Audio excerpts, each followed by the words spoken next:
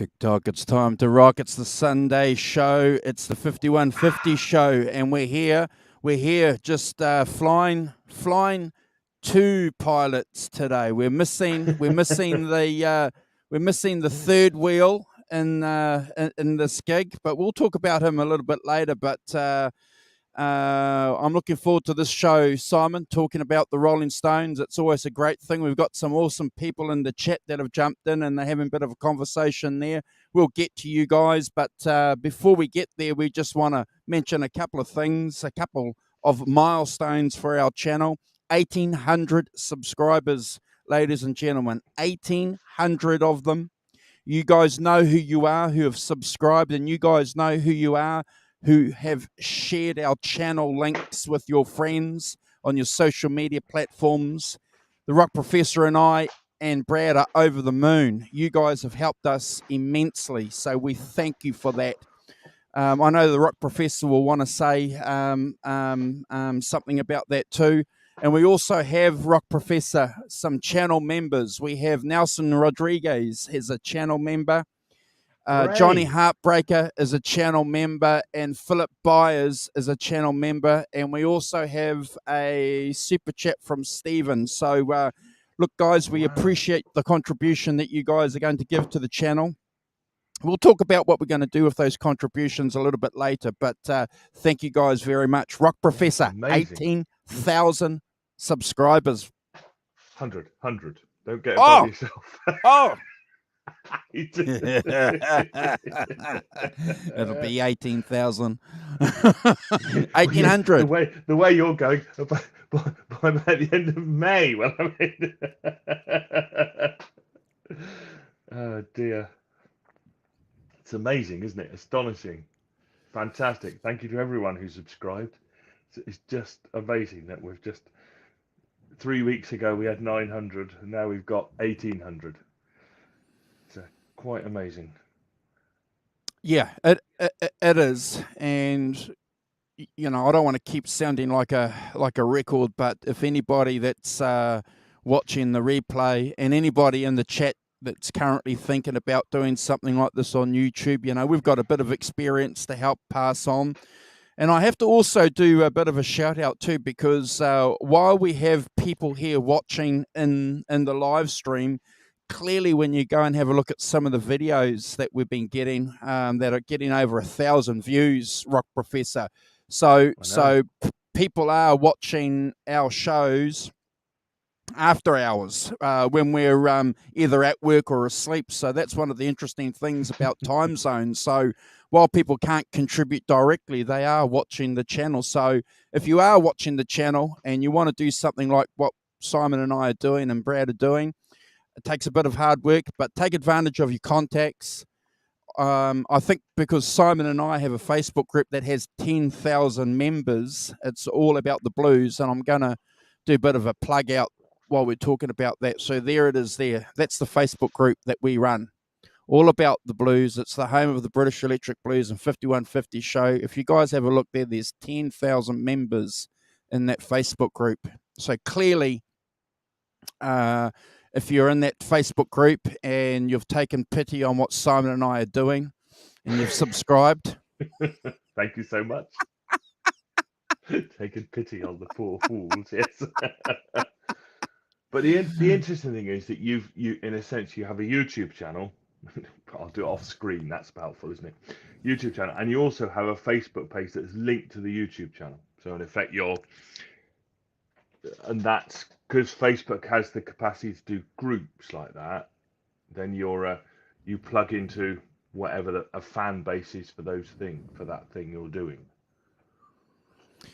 Well, yeah, and Teresa's become a channel member. Thank you, Teresa. That's very kind.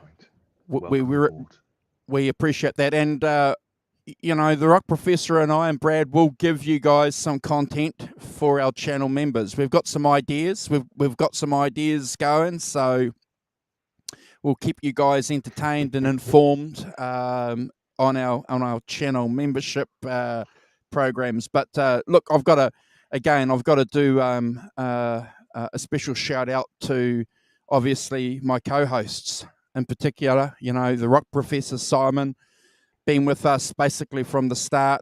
Brad, and we've got Hoss who jumps on with us on the 5150 show, Simon, and all our co-hosts as well that we've had over the years, and people who've guests that we've had on.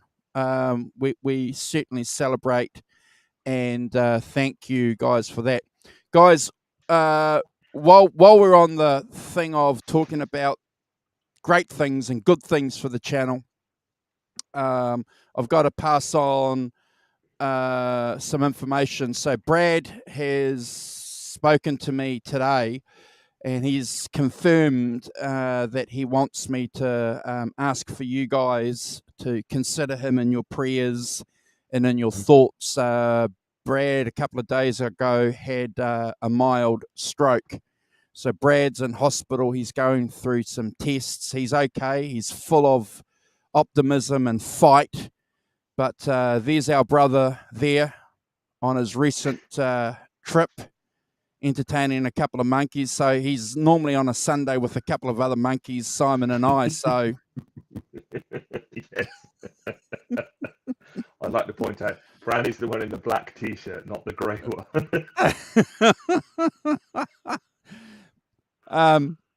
But we want to do a special shout out to Brad because he's not well, but he's fighting, and he's asked me to keep you guys informed about where he's at. But he has asked for your thoughts and your prayers, please. And I want to do a special shout out to his partner, Jackie, who's obviously looking after him. His son, we give you our regards, Elvis. And also another person that's very, very close to us who joins us, Simon, in the chat, his mum, Ellen. So Ellen, of course. We pass our kind regards and best wishes for you guys all. Yeah, absolutely. In fact, I messaged him last night, and I got a message back saying he's out of hospital at his girlfriend's house, so recovering. So yeah, he's all right. Clearly, medical care is working. Yeah. So yeah, and get well soon, Brad. Come back, help. Yeah, and he's going to fight. We've got Gretch Zeppelin in here, and Johnny. Thank you, Johnny, for becoming a channel member. I don't know if you were here in the chat. The Rock Professor is going to do a shout out to you guys soon, but thank you guys for becoming channel members. And Nelson, thank you for the super chat that you gave us last week too. I don't think you were in the chat on Sunday for me and Simon and Brad to thank you personally for the big super chat that you gave us. We appreciate that. Rock Professor, you want to do a quick shout out? I will. I'll do a quick shout out. Well, first of all, a shout out clearly to Brad to get well soon, and also to Warren as well, our old mate Warren. We hope you're all right, getting through your treatment, and we look forward to you getting back as being part of the show soon. So let us know how you're getting on. It'd be nice to know. And in the chat we have Stephen Fish. Hello, Stephen. Tim Thomas, Nelson Rodriguez. Thanks for the super chat, Stephen. That's very kind. We've got Janice Lala as well. Hi, Janice. Trying to stay awake. Jazz Thunder 50. Good morning. From sunny up north. Nelson Rodriguez, of course. Gretch Zeppelin. Tim Thomas. Teresa. good morning, Teresa. Hugh Caldwell.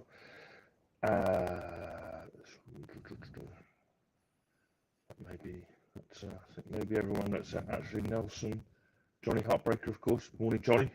Thanks for becoming a channel member. That's fantastic. Tom Stevens. Yeah, I think I've got everybody who's commented so far. So say hi if you're watching and haven't yet commented, and I'll say hi to you. It's fantastic. Thanks all for joining.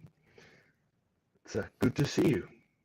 Yeah, awesome. We were going to have a another guest host on with us. If you guys have been with us from the start, you'll remember Carl.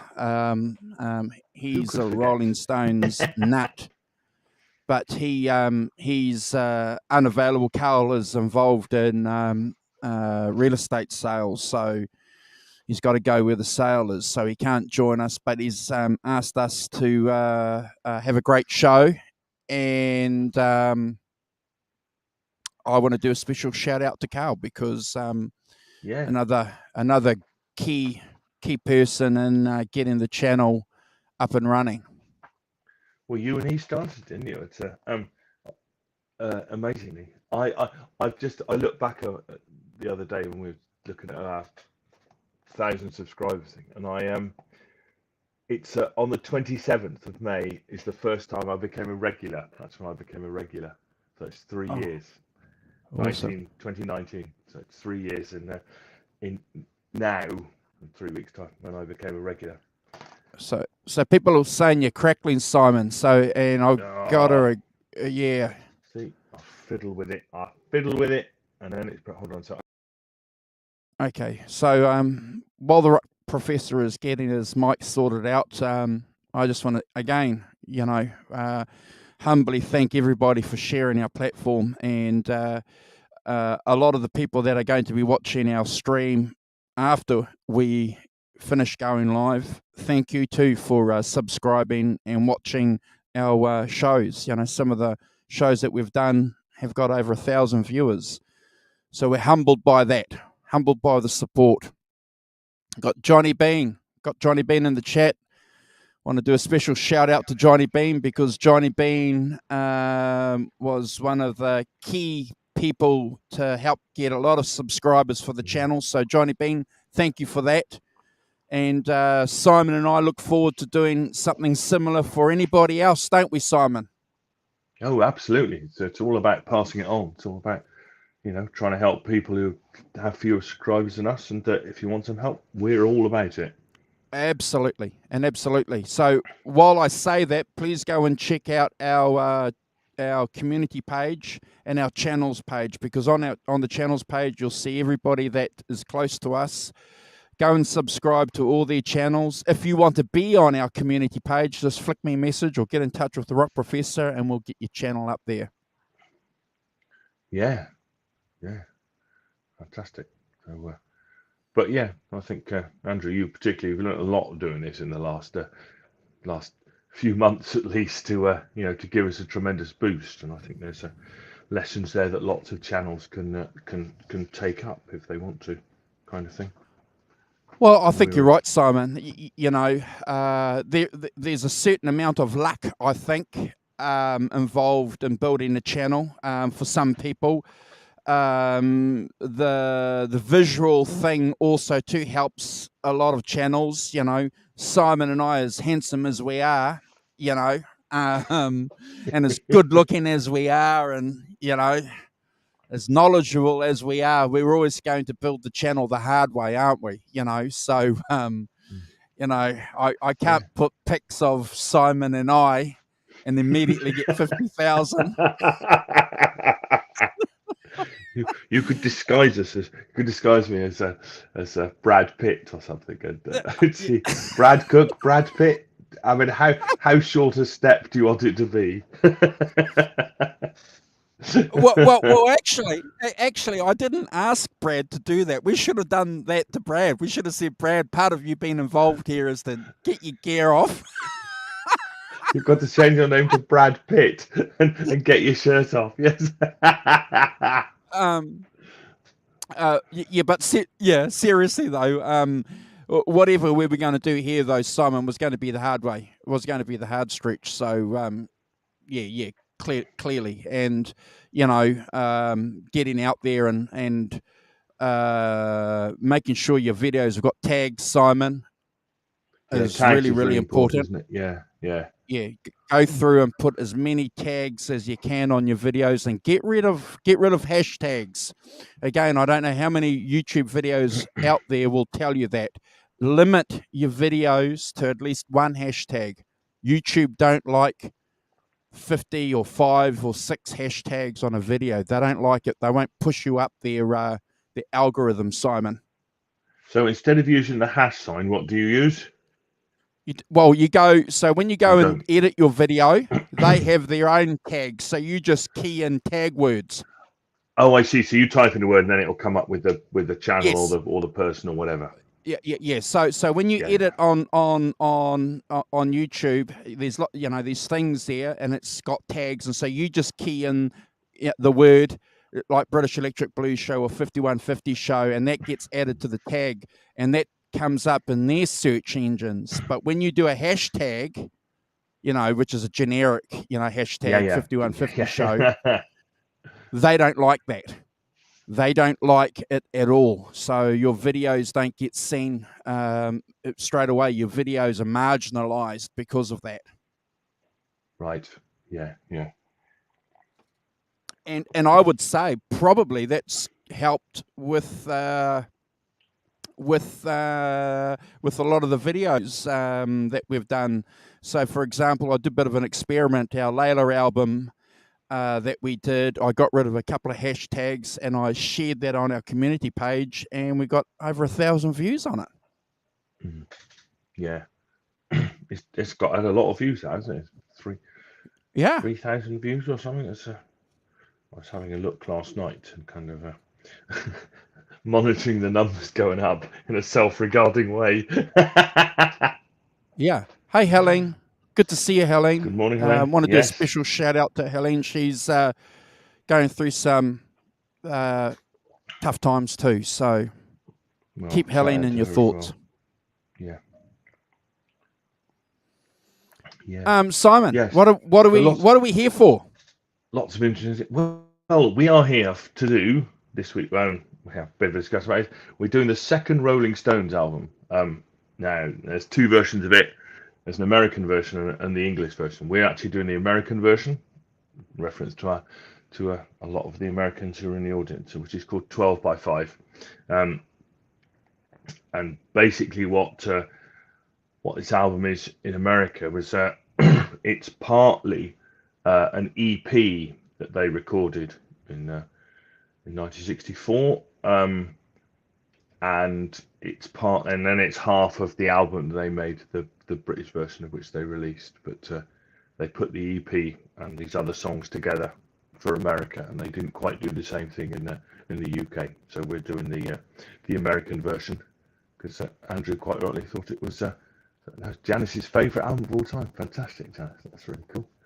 Yeah, so, I'll just jump in with some notes here that okay. So because it gets a little bit complicated, and so the Rock Professor and I are going to share the intro, guys, which is fine. You guys don't mind us doing that, sharing a bit of the intro time. But we picked this album because it's really important for a lot of American musicians, guys. For example, Mike Campbell. Mike Campbell was heavily influenced by this album. Bruce Springsteen, heavily influenced by this album. So it's really, really important for us to recognize that. But there is a bit of a complicated issue with the Stones' releases on the opposite side of the Atlantic, a little bit like the Beatles for the first couple of releases. So by the time the second album appeared in the UK in early '65, the US album called 12 by 5 had already appeared, taking its title from the 5 by 5 EP. And it unsurprisingly contained the tracks from that record together with some that would appear on this official release and a few other odds and ends from single releases. if that makes any sense. So, Simon, I think it's a remarkable feat by record company executives to recognize at least something that was moving ahead, and they wanted to jump in, cash some coin, and get some music out there. Always cash and coin. It's the record company way, isn't it? But yeah, it is interesting that. But I think they did the same with the Beatles, didn't they? They did different versions of the Beatles albums than they did here, in the UK. So I think it's clearly something that they had in their mind for to actually do, because slightly different different markets, and then you've got different opportunities, as you say, with the 5x5 EP. That slightly different ways of doing it. Yeah, and and I think what's really, really important about this album too is there's a couple of urban myths around this album. So we want to do a special shout out to Muddy Waters, because this is the day of his anniversary of his death. And what's really interesting about this album is where it's recorded, and we'll talk a bit about that. Chess Records, where Muddy Waters recorded a lot of his songs.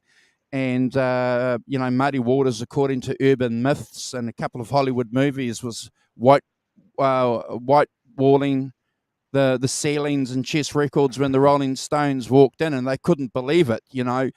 That was actually Muddy Waters.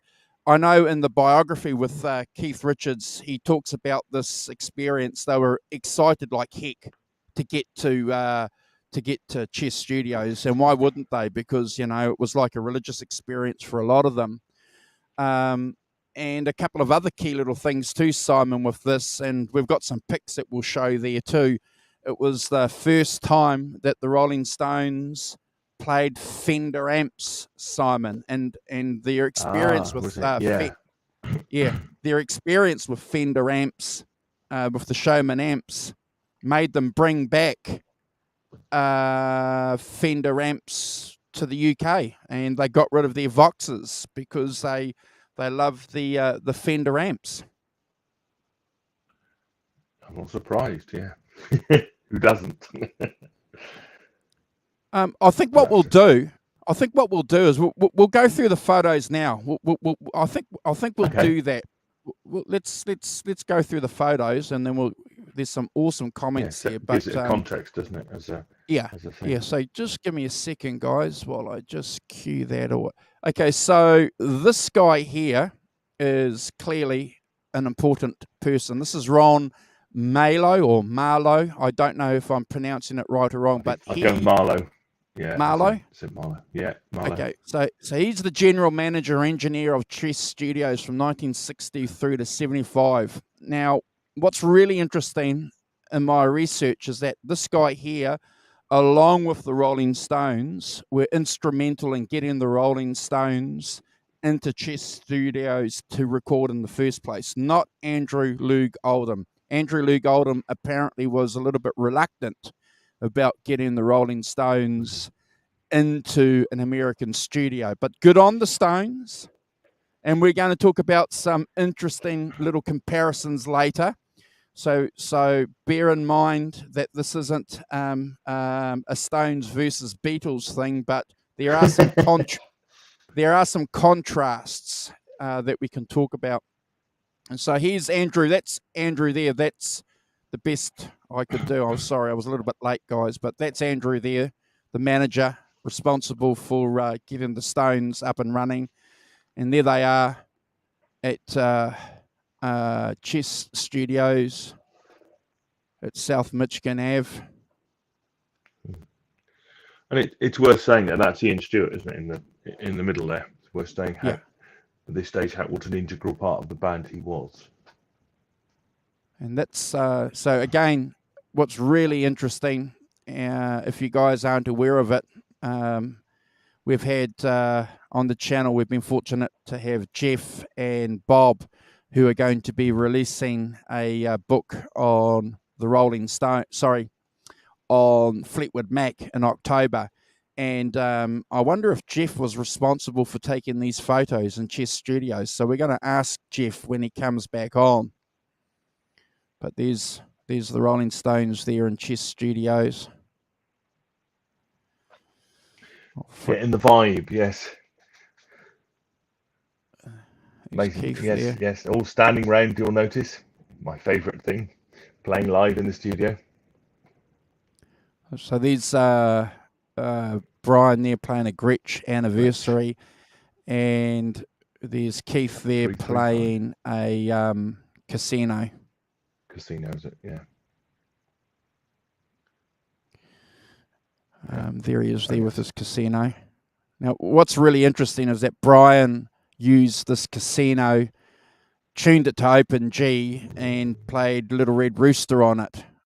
So the big debate about Open G, open tunings, if you're a Rolling Stones nut, you know, Keith talks about how he discovered it and got it off a Raikuda. But there's a substantial amount of Rolling Stone fans saying, well, actually, I'm sure Brian Jones would have shown you how to do that. There's Mr. Wyman there playing his Framus bass. Not the famous bass, a Framus bass.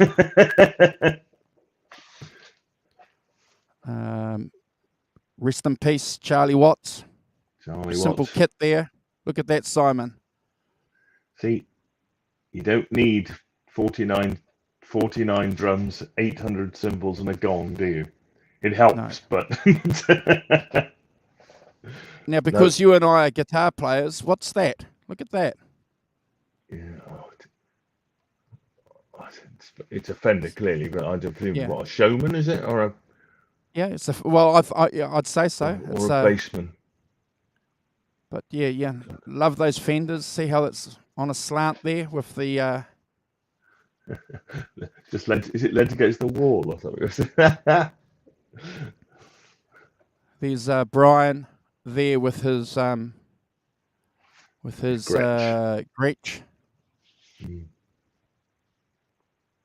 Now this is the Stones, same era, and again notice the Fenders. They loved these Fender amps, playing live with them and also recorded with them. It's a key thing to remember. Keith also used his 58 Les Paul during that session as well. So there he is there with it, and I've got a couple of other pics. There it is there. With the Bixby on it. Is that the same guitar? Yeah. Did he have a Bixby put on it, did he, afterwards? That's interesting. No, when he bought it, he bought it off a guy, an English guy, who bought it from Selma. So it's an English guitar, if you understand what I mean. Yes. And Keith bought it, and it already had the trem on there. Just go back to the other picture. The other picture have a... Oh, it's still out. Yeah. It's all right. Yeah. It's just disguised. And there he is there with it. A little more colour. And again, these lovely Fenders. Look at that. What, with 412 cabs? Are they 412 cabs? I presume they two 15-inch. Are they? Yeah. Oh, I'm all for it. Yeah. I'm all for JBLs. Yeah, nice. Look how sparse it is, just with the scaffolding behind. Yeah. So in the pre screens, backdrops, and all of that. Yeah, just set up and play. So correct me if I'm wrong. I think that might be from the Tammy show. Correct me if I'm wrong. Yeah. And there's Brian with the Italian-made Vox amps. Sorry, Vox guitars that became famous. That he became famous for. And again, lovely Fender there.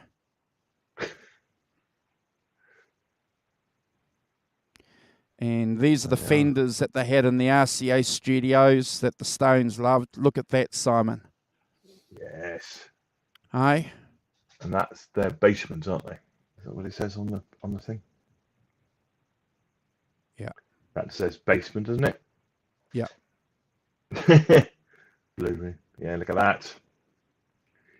Interestingly, with the mics, what, a foot away from the speakers? Yeah. Not right I, on I, them. not right on them, and they probably actually, from what I I don't know read, whether. probably just had them there Yeah. for the photographs. They probably actually had them Oh, do you think probably they moved back. them forward for the No, back, further back? back. Yeah, Yeah, yeah. yeah, further back, probably about another 3 or 4 feet. Hmm. To pick out that real room ambience thing. Yeah, Yeah, yeah, yeah. and there's Fantastic. Mr. Perks there with his with another Framus. They always claimed he was 5 years younger than he actually was, didn't they, in the early days? Yeah. Fantastic, fantastic photographs of So I the haven't paid days much of. attention to the chat, but yeah, Hugh, I love those. Yeah, those dual showmans are fantastic amps, aren't they? So we'll talk a little bit more about those when we go through the songs. But thank you guys for letting me flick through the photos. We love doing that, the Rock Professor and I and Brad. It always helps set the scene just a little bit more in perspective, especially those studio photos.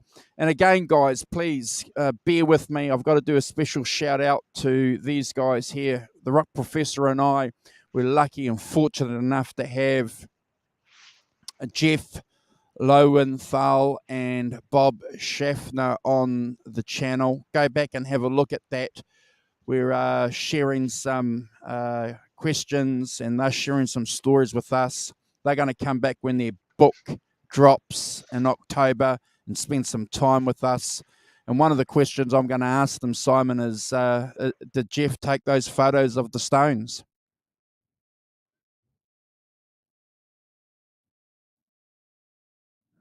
We'll find out. And this is the book there that's going to be It's going to be released. cool. And we're excited.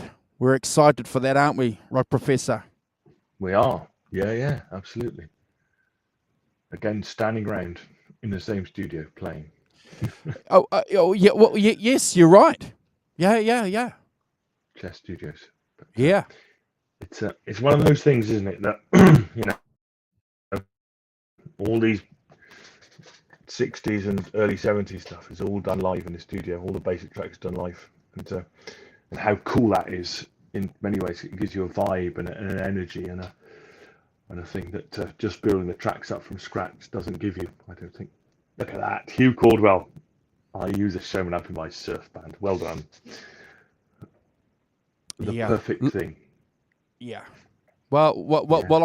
I'm going to stick a little bit of a stick in a little bit of mud here and say, well, I love the Showman amp model on my head rush. It's fantastic, and you can buy these IRs and attach them to them, and boy, when you compare them to some of the other amp settings, they are loud, Simon.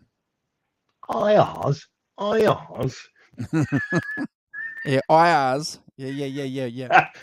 You come on here when we're discussing an album from 1964 and you start talking about IRs. To put you in the corner, Mr. Walton. No, I'm a fan. I know what you mean. I'm a fan of fantastic. I'm a fan of modeling. Yeah. I'm a fan of modeling amps. Yes, me too. I think what they can do now certainly come a long way than the first modeling amps that I was using 20 years ago. Yeah. Oh, I mean, I still use my old Boss GT3 which is after all modeling, entirely. Amps, pedals, and guitars and things. It's look at that 2015. I owned one. Well done. Oh, 212s. Okay. All right. Well, okay. So the 212s. Okay. No problem. But the 212s were because that cab looks pretty tall, pretty big for 212 cab, doesn't it? Well, yeah. We can go and dig that out and do some, and that's what we love when we get together on this channel. We're not saying that we know it all, but we can always go away and get that information and come back and share it. Love it. Oh no, it's just really interesting to me that clearly if you put 212s in a cab that size, you've got a lot of cab in there as well, haven't you? Kind of thing. Well, there's a whole science around cabinet making, isn't there? Hey, Kubrick Kubrick, lover. good to see you, brother. Good morning. No worries, Kubrick lover. It's nice to see you. It's late where you are, I know. So, but thanks for joining and thanks for saying hi. It's good to see you, and I hope you're well. Fantastic. Yeah.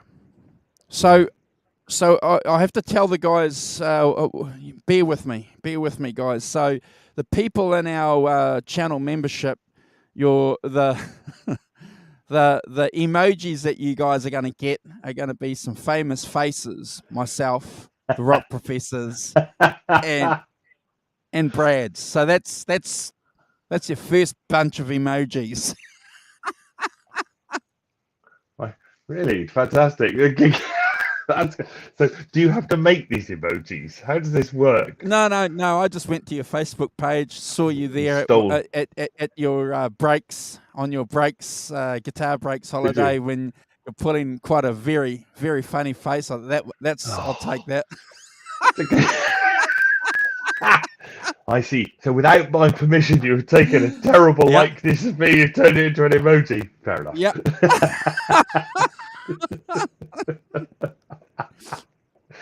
Yeah. You've taken Brad. You've taken the monkey, the Brad. Oh dear. Well, I await this with interest. As it's fantastic. Emojis indeed. Thank you, Teresa. Thank you. And special shout out to Teresa too on Instagram for doing our channel show cards in Portuguese. Thank you. Yeah, fantastic. Because I know some people from Brazil have subscribed to our channel, so at least a dozen, and that has to be down to Teresa. So thank you. Yeah, it's fantastic. Thank you, Teresa. That's brilliant. Brilliant. Getting my lots to doing subscriptions like a blood out of a stone, but still. You should hear my kids on the subject. I'm not subscribing to that. You must be bloody joking. Hey! I don't want to get political, and we're not going to get political, but you guys are going to allow me to make one comment.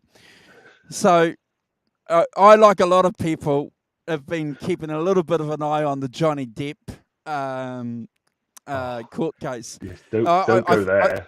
No, I think it's hilarious and it's entertaining, and I admit that I'm doing that. Yes, okay, I'm a sucker for it. But I had to laugh when Johnny Depp's ex-wife said that all he does is he gets these old guys over and all they do is play guitars.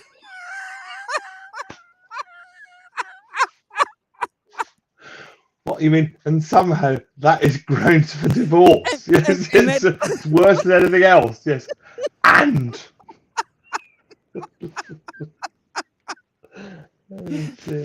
Oh my Lord. Okay, so thank you for allowing me to get semi-political.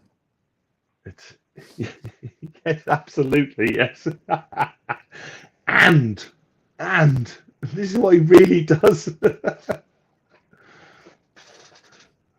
Dear me. So the secret life of Andrew Walton.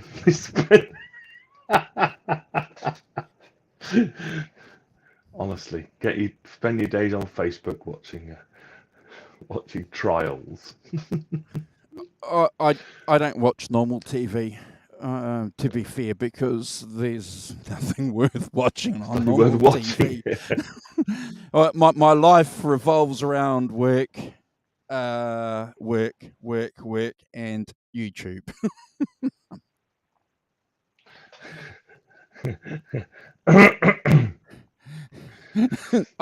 I didn't want. I'm not mentioning that, John. I think that's hilarious too. Dear God. I don't know about that. Do you know what? I don't want to know about it. Photos were taken.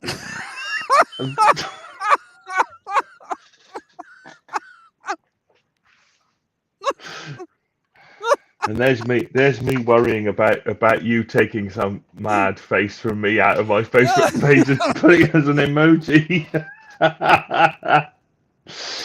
Dear me, dear me, that's Oh, terrifying. no, good on you. Anyway, enough of this showbiz talk. Let's let's get on with this show. Yeah, otherwise we're going to Dragging be us here into our all own night. private hell, Mr. Bolton. I know, talking about stuff we shouldn't be. So let's get into it. 12 by 5 by the Rolling Stones.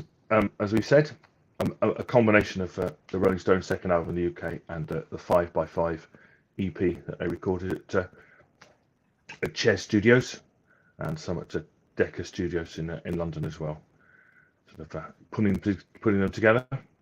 So track one, side one. We're going to do track one, side one because it's an album. Is a Chuck Berry song called "Around and Around," and I think this is quite famously a Rolling Stones cover, isn't it? I mean, they did it a lot in the early days. You know, there's different versions of it. I think there's certainly live stuff of them doing it. So clearly one of their favourites as a Chuck Berry song. Um, and they kind of put their own twist on it. It's not quite as I noticed that I played the Chuck Berry one. It's kind of a bit more.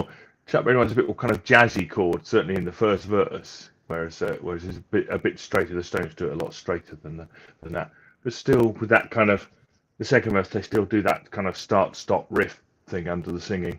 Chuck Berry, classic Chuck Berry riff under the singing, and again you've got the piano, which I don't think there's a piano on Chuck Berry's version, but Ian Stewart playing the piano, integral part of the Stones at this point. Ian Stewart, and he's playing even though even though he got chucked out of the band. But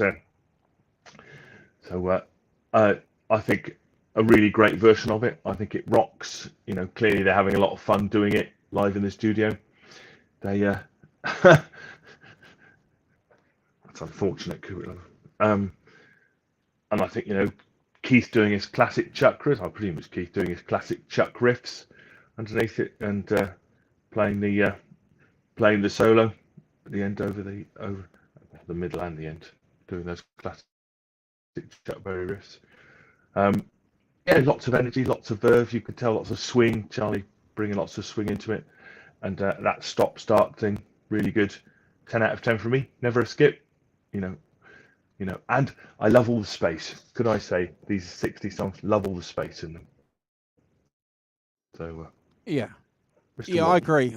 I agree. There's nothing wrong with doing a Chuck Berry song when you're an emerging upper echelon artist or group of artists or a band like the Rolling Stones.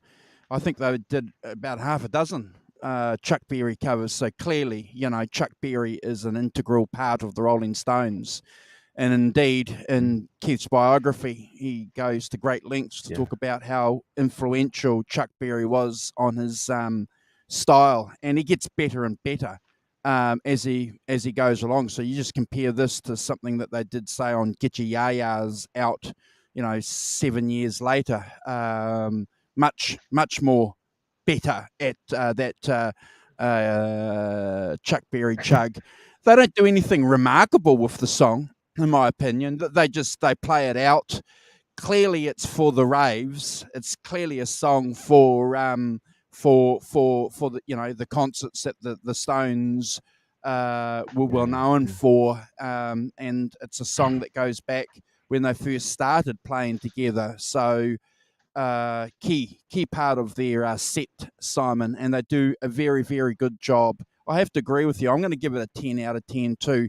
I love this version. Some of the research I've done, they would stretch this song out to 10 minutes live, so obviously getting the feedback from their audience. So when you consider that a lot of these songs are quite short songs, I think Round and Around on the album is only 3 minutes long. So to put another 7 minutes 303. on, yeah, 3 minutes. to put another 7 minutes on when you're in a concert situation, well, no one's going to attack you for that. In fact, they probably demand it.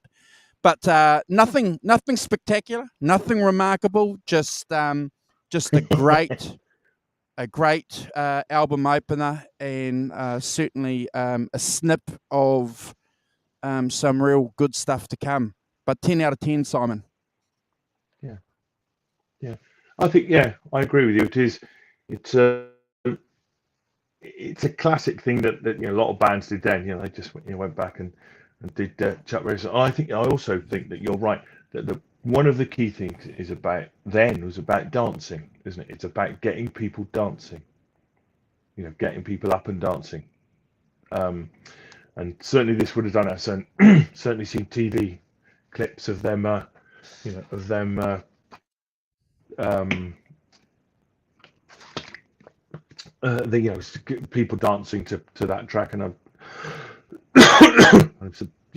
on live shows. So I think that's a really important point. That actually a lot of this stuff is about. Sorry. My voice is going all wibbly. That's better. But I don't think I don't think it's a Chuck Berry song. I don't think change it remarkably is not the thing. But I think it's a really good version. Really, lots of verve, lots of fun, lots of swing. And the ability to get people up and dancing. So I think those things are they do sound good, don't they, Hugh? It's those things. So yes, yes, definitely a hit from me. So the second track is another cover, and I think it's got a lot of blues covers on here. This is called "Confessing the Blues," um, which I confess I didn't know the original, but I have listened to the original. The original is kind of a piano-led, quite heavy swing, kind of ride cymbal stuff, and with a kind of relaxed vocal style for sure. And it seems to me that the Stones transport turn it into a Chicago blues song. Basically, what I hear when I listen to this is Muddy Waters doing it almost. That kind of, much more Chicago blues, a bit of toughness in it, and a bit more edge to it than certainly the original. And I think it's got Brian Jones playing harp on it. I presume it's Brian Jones playing the harp on it. I don't think it's Mick, but clearly he's singing. Things on it. There's a lot of reverb on the voice, isn't there? It's like they put a lot of reverb on the voice to kind of make it big. I like the guitar and the harp playing together for the turnaround at the beginning. The bass is right up front in the mix. It's kind of, but it's not too heavier, but and those kind of guitar tones, clear kind of Fendery guitar tones, playing blues riffs and solo notes and things, and with the piano. As I say, to me there's a kind of toughness to it, and that they bring in that Chicago blues style. 9 out of 10 from me. Never a skip. Got great atmosphere to it as well. Really like it. I think it's really cool. Yeah, it's an interesting song. I think if anything, it's a song that proves to people that the Rolling Stones can verve as well as swing with the best of them. That slow blues thing obviously is again a critical component to a gigging band. That these guys were doing early on in their career. They had to offer up a selection of songs. You got to have the slow dance as well to get the girl close to you. That's clearly one of the reasons why these guys go out there and perform a variety of songs. And plus, people need to go to the bar, Simon. So if you're not going to be dancing with the girl, you're going to go to the bar and get some pints when the slow songs come on. So there's always a practical reason behind it, but also practical from a musicianship's point of view. So I love the fact that the Stones can tone it down, Simon, and they can offer a bit of a contrast to the rocking stuff that they were well known for. Some people have called it indistinguishable from watching paint dry. I think that's a harsh statement. I think it's harsh. I know that some people, well known people tend to blaze on it. But I'm going to give it a solid 8. I'm going to give it a solid 8 because it proves to me the musicianship, Simon, that the band has, even at this early age. You know, you got to remember Mick and Keith, 20 years old. So No, that's right. It's yeah, 20 years old, and I think it's a pretty cool choice for a cover version. You know, if you can, you know, you're clearly digging deep. Dave, good to see you, brother. It's been a Dave, long time. yes. Hey, how you doing? Hope you're good. You should be on this show with us, Dave. Yeah. Yes. Oh, well, I hope you're good, Dave. Hope it's good to see you, man. Hope you're all right I know in the I've sunny seen his UK. showman. I've seen his cabs. He's a very good friend of the channel, guys. If you guys don't know Wednesday Yeah. Store, his name is Dave. He's an Englishman. He loves the early version of the Stones, the classic Stones. Mm. That's his version of the classic Stones. But he's got that gear. He's got those showman cabs, and he did spend a fortune, and they are loud.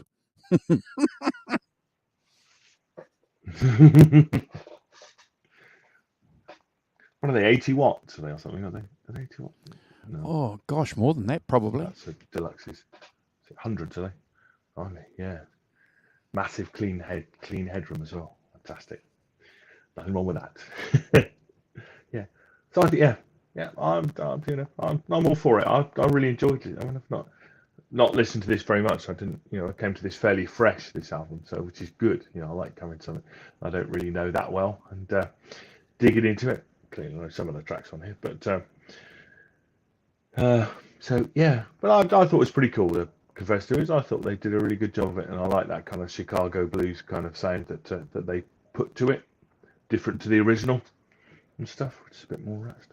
Um, Track 3 is a song called Empty Heart. This is the first Rolling Stones original. Clearly, Nanker Fledge being the pseudonym for Jagger Richards. Do you know what? I can't remember. What's the origin of Nanker Fledge, Andrew? Do you remember? No, I can't. It's in the biography. I can't. Yeah, But I can't someone remember what it is here either. in the Dave will know if he wants to tell us. No, I can't remember. He's 80 watts. Who's Bilbo? Dave. Anyway, shout out to Bilbo. It's, it's, everything in Dave Field is said to be said twice. Yeah, he says it's 80 watts. So, yeah, hefty. Fantastic. So, yeah, Empty Heart by Nanker Fledge. This is kind of a departure from the blues thing. In that it's got like an A, G, D chord, which is clearly four chords, not the blues kind of thing. The beginning's got that tremolo guitar playing the chords, which is really nice. It's a nice use of a tremolo. I don't know if that's part of the Fender amps or whether that's something else, but clearly part of the amps. Uh, Harp playing again, and also I noticed this a lot on a lot of these tracks. Integral part of the Stones sound, the tambourine playing on the offbeat. And you notice it's in quite. I did sort of make a note of the. It's in quite a lot of the tracks, kind of, you know, in line with the Tamla Motown stuff. Clearly, Tamla Motown, the most important instrument in Tamla Motown is the tambourine to keep the beat. You listen to all those early Tamla Motown records; they all got a tambourine on them, front and center. Uh, so that's you know, I presume it's Mick Jagger doing that. Also, organ players on. Brian Jones playing the organ as well to kind of to give it a lift. Guitar solos under the singing, and yeah. So I'm giving this an 8 out of 10. I think it's you know, you can tell that their songwriting is evolving and stuff like that, and you know, it's a very early version of them. So yeah, 8 out of 10 from me. Not a skip.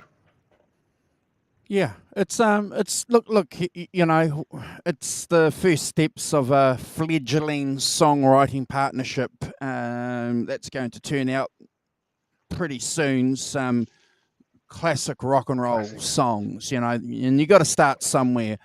And Empty Heart is a good place, you know, as the rock professor said. You know, it's everybody's having a go in this song, which is really good, and I like that. And you know, for the Stones, probably only the Stones could have a million things wrong with an album and still sound really, really cool, and be Yeah. really enjoyable. And I like that. Again, I'm going to refer back to some of the astute journalists over the years who have made comment about some of these songs, and this song doesn't get the credit that it deserves. But I think a lot of diehard Rolling Stone fans certainly locate it in a special place, because you have to start somewhere, Simon. And Sure. it's a place that I think deserves rock and roll respect. And because of that, Simon, I'm going to give it an 8 out of 10, like you. I'm never going to skip it. It No. certainly adds something to the album, and again, Oh, for the sure. album's a journey, and we get into some other songs, but I'm happy with it. Back to Edith Grove. Here it goes. Flem was the flatmate. That's Thank you, correct. Philip. Edith Grove, and Nanka was the face they made. That's right. So that's right, and they were calling guys Ernies at around the same time too. So Keith and anyone that was straight, although they didn't like, was called an Ernie. An urn. An Ernie. An Ernie. Yeah. Fantastic. Thank you. Thank you, Philip, Thank for you, that. Philip. Yes, well remembered. Thank you. Good work. Before the Rock Professor kicks off with the next song too, guys, put your rankings in the chat too. Join us. If you disagree with our rankings, if you think anything that we're saying is not worth a cent, let us know. Yeah, we've got a wrench. Oh, I think but, I mean, clearly this is the second album. The first one is very tightly kind of focused on that blues covers thing, isn't it? That's what it does, and it does really well. This is kind of them expanding out a bit, which is what you've got to do. And I'd like to point out that this is the first album was released in April '64. This was released in October '64. So they're moving along a pace, and spreading their wings, getting more things in. So track 4 is one of their hits. Time is on my side. So the Stones recorded 2 versions of this song, '64. The first version, a looser arrangement featuring a briefer organ-only intro, recorded in London in '64, which was released as a single in the US in September. I was included on this album. The second version, more tightly arranged, was recorded in Chicago and released in the UK in '65 on the Rolling Stones number 2. The later recording is the version that receives airplay and appears on most best-of compilations. But both versions incorporate elements of Irma Thomas's recording, including spoken word interjections in the chorus, a monologue in the middle of the song, and a distinctive lead guitar on it as well. So we're clearly looking at the one as you've got that sort of that kind of church organ at the beginning, haven't you? That kind of Yep. American gospel organ, dearly beloved, we're gathered here today, kind of thing. Yep. Slow tempo with the strum guitar, Yep. again with backing vocals as well. So this is the first time we've got kind of backing vocals on a song. I don't know. I presume it's Brian Jones doing the backing vocals, is it, Andrew? Or Mick? It didn't sound like Mick double tracking them, but it could have been. But cool anyway. Also, I'll say it again. That the vocals on Jagger Singh have got a huge amount of reverb on them. He sounds like he's in some large hall. And again, another song with tambourine on it. Great song, great singer, and I think do a really good version of it, and one of their early classics. It's on the compilations, and it's clearly one of the best songs from the Brian Jones era. I think it's 10 out of 10 for me, and never a skip, because it's a great song. Yeah, I'm just trying to find my notes for this, because I I've done something. I'll just give you. I've lost a couple of paragraphs of notes. Oh, So look. I love this song. This was the first. This was the first serious Stones song that I sat and listened to. Besides the radio songs, Simon. So, when you're listening to radio songs when you're growing up, you don't tend to pay too much attention to them. But when you get an album or you're somewhere and there's an album and you put it down, you drop it and you put the needle on. I'm just trying to find my notes. Gosh. I'm going to have to try and remember what I said. Gosh. Okay. are you on the analog version or the digital version? Analog today. Sorry, digital. Hey, Jazz Thunder. But I do remember distinctly hearing exactly what Simon said about the way that the keyboards came in, the organ came in, and then you've got this beautiful vocal by Mick Jagger. I just think it's remarkable. And what I liked about it though is that when you're listening to this in the 80s, his vocal's not perfect. It just sounds like a guy singing, like anybody. It sounded like my mate down the road singing. It was believable, Simon, and I liked it. And then you've got this wonderful guitar work that comes in. I've certainly, over the years, have grown more and more attached to the song. I think it's fantastic. The Stones in the late 60s, too, did really good live versions of this as well. Again, got better and better and better. But for what this is on this album, I think it's one of the standouts for me. I'm going to give it a 10 out of 10. Just about thought about Brad scoring it, but I think 10 out of 10 is a solid score, Simon, and certainly never a skip, and a great example of some good guitar work by the Stones. Yeah, Hugh Caldwell makes the point that the guitar solo is amazing. Yeah, it is an amazing guitar solo. Yeah. And, yeah. From Keith, I presume. Yeah. Yeah. Yeah. Oh yeah, no, as I say, one of their early classics for sure. Yeah, it's all the compilations, and don't tire of hearing it. It's a great version of it, and even if we don't get this version here much, they play the other version, but still a great song, fantastically done. Basic arrangement still the same. It's like embellishments, but yeah, fantastic stuff. The next track is a track called "Good Times, Bad Times," which is a Jagger Richards compilation. First for 8 million out of 10. That is scoring, Hugh, for sure. Wild and crazy. Nice one, Jim. Yes. Great comment from Jim there. So yes, "Good Times, Bad Times" by Jagger Richards. Technically second of their tracks on this record. It's a kind of that acoustic thing. It's the first kind of acoustic song, so it provides a contrast with what's gone before, much more electric. Just acoustic bass, drums and bass, some harp solo, and there's harp in the background and a harp solo, and some cool singing from Mick.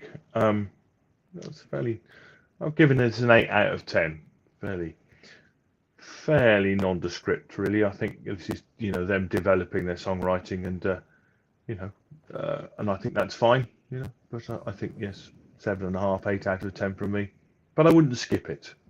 It provides a contrast in the flow of the record, and I think, as you know, I'm all about that. And they can't all be 10s, and so yes. Yeah, it's a 5 out of 10 for me. I think it's and the reason why I'm going to give it a 5 is the acoustic guitar work is sloppy, and if you want a very good example of some bad drumming by Charlie Watts, this is probably one of the best examples of it.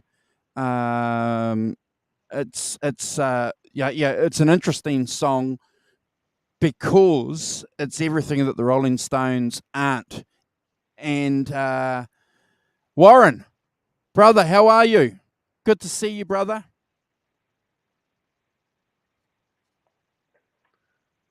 Jim, am I still crackling? Am I crackling or am I all right? No, you're okay. But we've got Warren in the chat. He's Oh, become a Warren. he's become a channel member. Thank you, Warren. Good to see you, brother. I hope you are well. Yes, fantastic. And yeah, thanks for coming a channel member. That's brilliant. Really brilliant. Very cool. I'm glad to see you're here, which is very good. Yeah. Yeah. Good to see you. Good to see you, brother.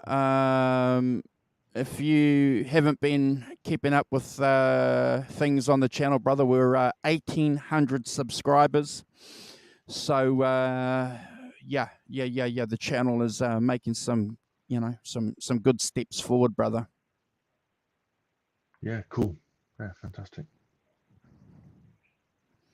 Um, So, yeah. So did I finish? Yeah, five out of 10 for. five. Yeah, five out of 10 for that. Horrendous drumming, probably more suited to a funeral. Um, scratchy guitar, acoustic guitars. But again, what the key thing that you guys have to remember here, the Stones can get a million things wrong on an album, one of the few acts, and still have a great, probably bordering on a masterpiece. Simon. Yeah, yeah, yeah. As I said, but I wouldn't skip it as a song. I don't mind it as a contrast to, to what's. And notice, I mean, I think uh, it's quite telling, isn't it, that it's between "Time Is on My Side" and "It's All Over Now." If you've got a weak song, put it between two massive songs, might get away with it. So I think it's telling where it is on the record as well. But so track six, the last track on side one, is the other bona fide classic on this album, which is "It's All Over Now." Clearly a massive hit. So the Stones probably heard it on their first North American tour, listening to the Valentinos recording, and with New York radio DJ Murray the K. He also played the Stones' King Bee and remarked on their ability to achieve an authentic blues sound. So they recorded their version of this song at Chess Studios in Chicago. Years later, apparently Bobby Womack said in an interview that he told Sam Cooke he didn't want the Rolling Stones to release their version of the song, and he told Mick Jagger to get his own song. Cooke convinced him. Sam Cooke convinced him to let the Rolling Stones record the song. 6 months later, after receiving the royalty check for the song, Womack told Cooke that Mick could have any song he wanted. I hope that's true because that's lovely. And I mean, in a sense, that's an encapsulation of what the Stones were doing, wasn't it? Was reintroducing Black American acts to a wider audience, and acknowledging that, and clearly, Bobby Womack's have got the the money to prove it, kind of thing, which is really cool. I think it's a thing. So so I think it's got it is a classic. This is one of the other classic Rolling Stones, early Rolling Stones song. It's got that really big sound at the beginning. I've no idea. Yes, Hugh, that intro, which is just that huge sound. It's it did strike me listening to it lots of times over this week that it's like you've got this really huge intro and then it goes into this very tight kind of focused song. It's kind of like it's a huge. I hadn't sort of taken it in really what a huge contrast it is between the intro and then the rest of the song, which is again tambourine on it as well, keeping it going. It's yeah, and quite a fuzzy bass as well, quite an overdriven bass sound on it, which kind of surprising. I've not really heard that before. Great guitar solo. I think it's really cool. Very 60s clean Fender sound. Really good. and those big guitar chords at the end, and the harmonies in the chorus as well. Great singing from Mick Jagger. I think he does a fantastic job on this. Makes it his own, as a song. 10 out of 10 for me. Never a skip. One of their classics, their early classics. Absolutely. Awesome. Thank you, Hugh, for becoming a channel member. We really appreciate it. The Hugh, Rock thank you. Professor and I and Brad will keep you guys entertained and informed when you become channel members. We promise. We promise. And we'll let you guys know what we're going to do. We want to have some draws and some competitions too. So you guys are going to help there with that. Thank you very much. Look, I agree with you, Simon. This is where things start cooking. This is where things start getting serious. This is where the Rolling Stones start shining in the mud, the diamond in the mud, diamond in the rough. Clearly, as the Rock Professor said, it's not their song, but boy, do the Rolling Stones make this song one of theirs. The guitaring that everybody is talking about in the chat is right on. It's almost country. The jangle that they get, that jangly stuff, it could almost come across as country. And, is that a bad thing? No, it's not. It's a remarkable thing. I have to agree too. The intro is fantastic, but also we have to give top marks to that grit that Mick is slowly bringing into his vocals. Just go and listen to the first couple of lines when he sings. He's starting to sound like a man that might be 22 years old, as opposed to being 20. 2 years makes a difference. 2 years. When you're 20, it does. Yeah. Look at this channel. When you're a lot older than that, it doesn't make you think. It's just horrifying. But it's remarkable. I didn't know anything about the song, Simon, when I was a young cat listening to the Rolling Stones. I loved it. I thought it was fantastic. I bet everybody was trying to play this song too. It's not an easy song. It's not an easy song to keep up to. It's and just imagine playing it live too. The Stones are remarkable. I think they've claimed this song for their own. I have to Brad score this, Simon. This is where it gets into the stratosphere for me. And if I was a young guy in the early 60s buying this album in the States and I was listening to side one and it was finishing with this song, Simon, gosh, you'd be over the moon. Oh, you would. Yeah. It's one of their classics, isn't it? I know Bill Wyman said it's the 12-string guitar and the harmonizing that do it. But they didn't think it was a particularly country and western song. They just heard it as a song, like the sound of it. But, yeah. As I say, one of their early classics, isn't it? It's still on all their compilations, and I don't know whether they probably still play it from time to time. I'm sure. So can I say total side one 17 minutes. Perfect. Don't need to. Who was it? Somebody was saying that what I was saying was just like, the advent of the CD was bad because it then persuaded bands that they could fill up 70 minutes rather than 35, and that's not a good thing in many cases. So we move over to side two. Yes, I'm doing it in sides, folks. It's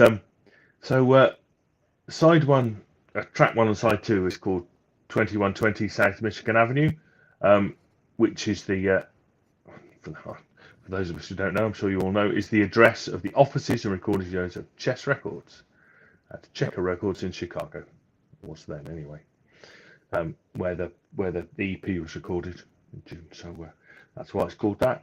It's Bill Wyman recalls the composition process started with him playing a bass riff and the others followed on jamming. And as it starts off with a fuzzy bass riff, I think that would be about right. Again, tambourine, front and center. It's got that kind of choppy guitar that are on quite a lot of Stones records. The organ, it reminded me of a Jimmy Smith kind of track, kind of organ-led, instrumental, basically, which is what Jimmy Smith used to do, kind of blues-based organ-led instrumental. Hi-hat beating the 8 notes. You've got harp playing as well, Brian Jones on the harp, and you've got a sort of drop down at 2 minutes and a guitar solo and the harp. They've got a guitar solo and the harp just going in and out, breathing, just playing those 2 notes that you get when on a harmonica when you're just breathing in and out, and then back to the choppy guitar at the end. I think I'm giving this an 8 out of 10. I think it's a pretty strong song. I think it's it's an instrumental, so nothing particularly from Mick except the tambourine play, but fun, and I would never skip it. I enjoyed it because of that Jimmy Smith thing. I think they're all good things. Yeah, I kind of like the song. I always have. Yeah. That mean guitar sound is awesome. And for that you probably want to give it a 10 out of 10. And the way that the harmonica works with that mean guitar, it's believable. Again, these skinny little English guys playing some mean Chicago blues and squeezing something through those Fender amps. And these black guys at Chess Studio were blown away. They were bowled over by the Stones. They just couldn't believe that these guys had the swing. And Yeah. this is an example of that for me. Is it a perfect song? No. But did the Beatles have instrumentals out? No. So so we'll just do something a little bit different. Again, Simon, I think it shows very clearly where the Rolling Stones are going early on, Simon, that they'll do what they Yeah. want to do, and this is something that the Stones wanted to do. The rock professor pointed out very clearly that it started off as a jam. All great rock and rolls start off as jams, and then everybody contributes to it. Great example of that, Simon. So, I have to give it, Simon, a 10 out of 10. Great Hooray. Yeah. piece. I've got to give it a 10 out of 10. Ooh. Only giving it an 8. No, that's fine. That's okay. But it's a really good song. I've never skip it. I think it's great, and I think it explores. It's one of the things, isn't it? If you've got somebody who can play organ like that, you need a track with where that kind of organ is playing. Why not? And clearly on album number 2, clearly Brian Jones has got a lot to offer in terms of what instruments he can play and what textures and things he does. So you can see that this is an album that expands into those territories, doesn't it? Expands into those sounds and starts to allow him a bit more, to be able to do those things on different tracks, so, which I think is cool. I think that's and it's all about growth, isn't it? And it's the fact it's not a perfect second album doesn't mean that it's not worth it and worthy of being put out at the time. So I know it gets a bit of a hard time, doesn't it, in the shadow of the first one, but it's not it's I think it's really worth it. So moving along to track 2, which is another cover of a classic song, "Under the Boardwalk" by the Drifters, and I'm sure many other people. Released in the same year as the original, so the Drifters version came out in the same year, so they must have heard it and then decided to give it a whirl. I think it's got a cool swing to it. That classic upstroke chop guitar that they do. They do a couple on 2 or 3 other songs on here as well. And then you've got the bass starting with, I think it's a zither, isn't it? That it's a kind of atmospheric, nice bit of percussion playing, just to give it some atmosphere. And I think that's on the original as well. I love this version. It's a great version. Mick sings really well. I think there's a really cool arrangement. Again, the chorus has big echo, big reverb on the voices, and there's a kind of call and response thing in there as well. And you've got a kind of acoustic solo over the chopped electric, kind of classic swapping it round, so you don't have quite the same 8.5 out of 10 from me. Never a skip. Where do I start? Where do I start? Just hold on for a second. The Rolling Stones have proven to us, that they can pick some great rock and roll songs and put a bit of rough and tumble in it and take it and own it and propel a song into another orbit. They fail, in my opinion, miserably with this song. I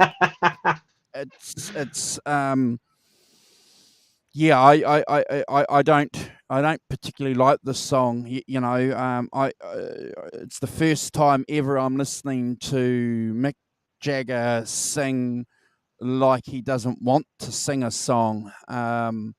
He's sounding like something that doesn't convince me that he's in character. I've always said this when we've done some shows, a lot of Rolling Stone shows here, guys, that Mick Jagger for me is a vocalist who becomes an actor with his vocals. Beggars Banquet's a classic example of Mick Jagger putting on an actor when he's offering his vocals. I don't know what he's doing on this song. And the instrumentals, Simon, doesn't save the song for me. So for that, Okay. I'm going to give it a 5 out of 10. And sometimes a skip. Ooh, okay. Well, Johnny's saying it's always a skip. Okay, all right. Okay. Oh, I liked it better than that. I didn't think it was that bad, but clear my taste needs to be. Oh dear. Yeah. Okay. Oh, well, okay, fine, good. So the third song is "Congratulations," which is another Jagger Richards. Listen, I have to interrupt. Could you imagine if the Stones broke up after this album? They would be remembered for Under the Boardwalk. Oh, Nelson. Nelson, that's fantastic. Oh, my Lord. What a brilliant observation. Yes, they would. Oh, Nelson. Nice one. Well, yeah. It's yeah, or worse. Yes. The skip word. Unfortunately, Hugh. Unfortunately, yes there's a couple of skips on this on this channel.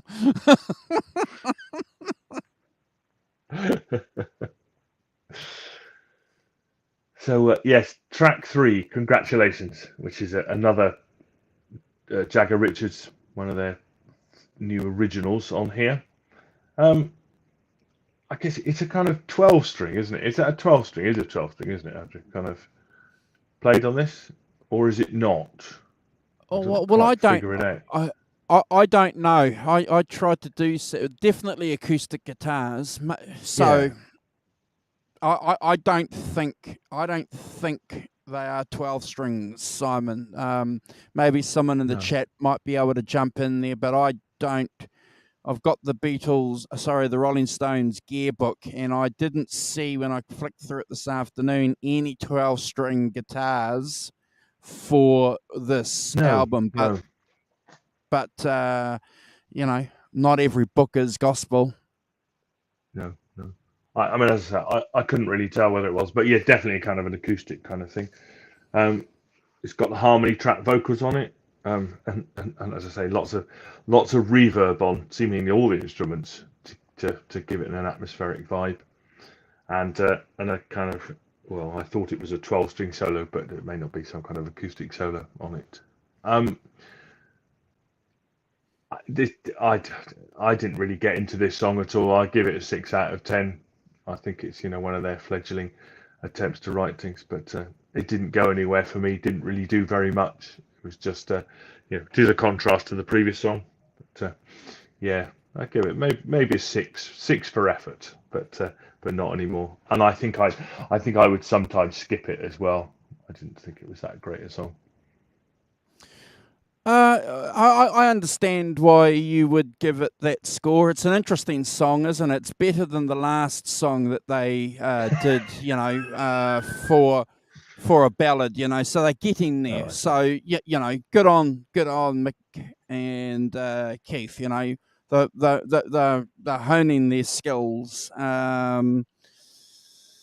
This is an interesting song, isn't it? It's an early example of something being delivered in a sarcastic manner, which, Mick becomes a little bit more famous for, maybe in the next couple of years, Simon, for being, the sarcastic front man.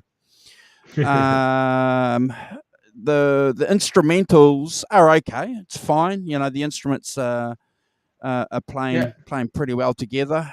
Look, I'm going to give it an 8, just barely an 8 too.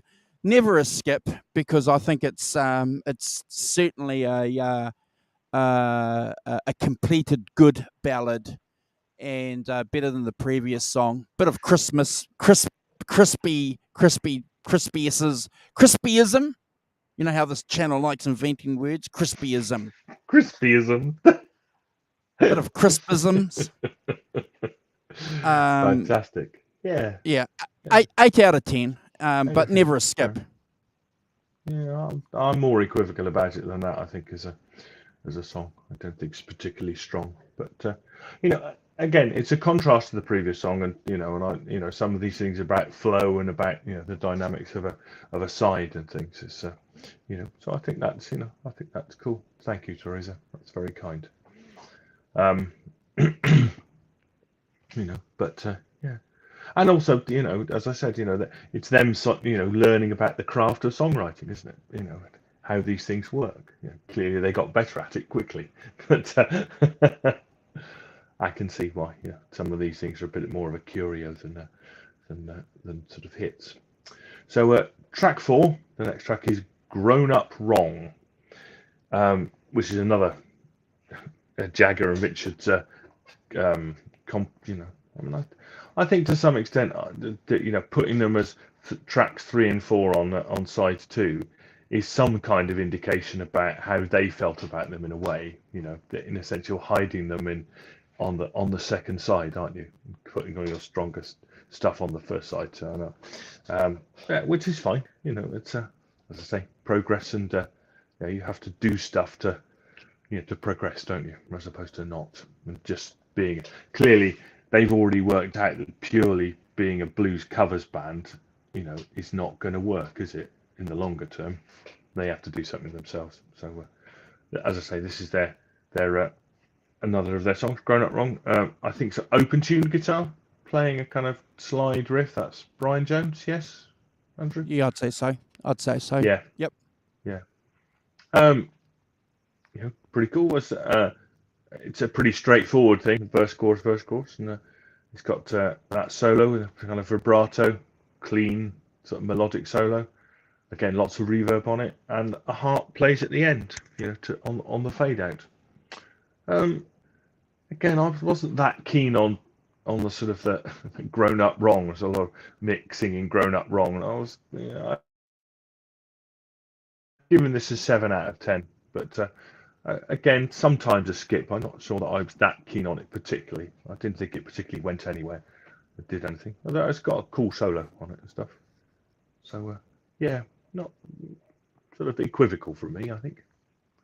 What about you? Grown Up Wrong. 2 minute song, slightly better than What a Shame. Well, let's not kid ourselves here, Let's not kid ourselves here, Simon. There's a couple of issues with the song. I've made a comment about Charlie on a previous song not being Charlie Watts. And I think this is another good example of Charlie being all over the place on this. I've got to agree with a couple of reviews that I read over the years, that it's a lame version of I'm a King Bee. Yeah, okay, because I'm a King Bee is a masterpiece of a song. Mm. And, the guitar sounds, barely passable for me, Simon. barely passable. There's a bit of a clunk to the rhythm, which is unusual for the Rolling Stones. But if you guys remember, a couple of times I've already said it, the Rolling Stones can have a million things wrong with an album and it's still a great album. I'd never skip this, Simon. I'd never skip it, but it's not a polished piece of what the Stones have done, on this album, and because of that, I'm going to give it a 7 out of 10. I mean, yeah. I don't. As I say, it's these things. If you look at these things in terms of a career, they're all about progress, and you can tell that, they're starting off their songwriting careers and trying to get into it and trying to work out how it works, and it's some of these things are not that great, and some of them are better, but you've got to progress and move forward. So I reserve their right to do it, and. I'm sorry to upset you, Janice, but have we upset Janice? Have we? Oh dear. She really like it. Sorry, Janice. Yeah, well, I'd like to think that we're offering some kind of experience of where we're coming from. Maybe you should hang around for the conclusion that we're going to give. Yes, indeed. Yeah. So the next track is again back to their cover thing, originally released on the 5x5P. If You Need Me, which is a Wilson Pickett song. Yep. In 3/4, so it's a kind of 6/8, whichever. Mick sings over a picked guitar and organ at the beginning. Again, the tambourine front and center. In that classic Motown sort of way. A really good harmony voice as well. That's kind of swinging beat, and again a spoken verse as well, and a harmony voice in the chorus. I really like this version. I thought it had some swing and some and some cool to it. 8.5 out of 10 from me, and never a skip. Yeah, really good version. I listened to the Wilson Pickett version, which is a bit slower, but they speed it up a bit. But yeah, I thought it was a cool version. Well, it's better than the previous track, but it's still far from being, what we understand the Stones to be in connection to some other songs. I love the fact that on this song here, you've got some sloppiness that seems to work a little bit better than the previous songs. So what you guys have to remember is that the Rolling Stones, and Keith talks about it a lot himself, and so did Charlie Watts. So Charlie Watts follows Keith as far as where the band and where the beat goes. Now, this was something, and I hope Janice is still here, because I think we know a little bit about what we're talking about. And I think this is one of the examples, I think, Simon, where the Rolling Stones were trying to navigate that relationship between Keith and Charlie. And there are a couple of songs on here where it didn't work. And I think this is where Keith has taken a backseat position and allowed Charlie to see what Charlie can do. And it hasn't quite worked. That's my thought on it, because when you consider some of the tracks where he's on the money, the swing is there, and certainly after. So I think this is a wonderful document, rock and roll document, because it provides us with a working template of what the Stones became famous for. And all rock bands have to start somewhere, and for a lot of Stones nuts, these early albums provide that insight, provide that key, and this is one song where they certainly did better than the previous, Simon. It could have been a mistake to make it a duet. I don't know. I don't know. I don't know, but I'm going to give it an 8 out of 10. And certainly, as I said, because I discovered in my mind what they were doing with this album, trying to relate where Keith is in conjunction with Charlie Watts and how that dynamic was going to go. It's a good example of that. Shoot me down, guys, in the chat if you think I'm wrong. If you think, but I think that's probably why Charlie was a little bit behind the beat, because he was setting the beat. Yeah. Interesting. Yeah. Again, I enjoyed it as a song. I thought they did a good job of covering it and stuff. But so the last track on side 2, apparently 13 minutes side 2. Oh, yeah, so it is a cover of Susie Q, of course, a Dale Hawkins version, and there's a brilliant version by Creedence, a brilliant long version by Creedence as well. But, this has a kind of, I think, getting Charlie back on track, brisk drum intro, guitars play the riffs, and the other great classic Motown thing is hand claps. It's so it's got hand claps, and I think it's they bring a lot of energy and verve to this. It's only 151, so it they skim through it as a cover. I've given it an 8.5 out of 10. I really enjoyed it. I think it's a great song, and I think they do it justice. And with a good guitar solo, great classic rock and roll riffs from Keith. Grooves along. As I say, 8.5 out of 10 for me. Never a skip. Oh, look, I agree with you, Hugh. It's not like Janice to say that, but everybody on YouTube has an opinion, and that's one of the great things about YouTube, and that's one of the great things about our show. You can come on here, and just like Simon and I, we're just offering our opinion. You either agree with us, disagree with us, and how you disagree with us is entirely up to you. How you disagree with us, and that's okay. We certainly don't take it personally. But I think we are aware that that his albums are favourites of people's and stuff like that, and clearly we have our favourites as well. So I hope we've been respectful about it.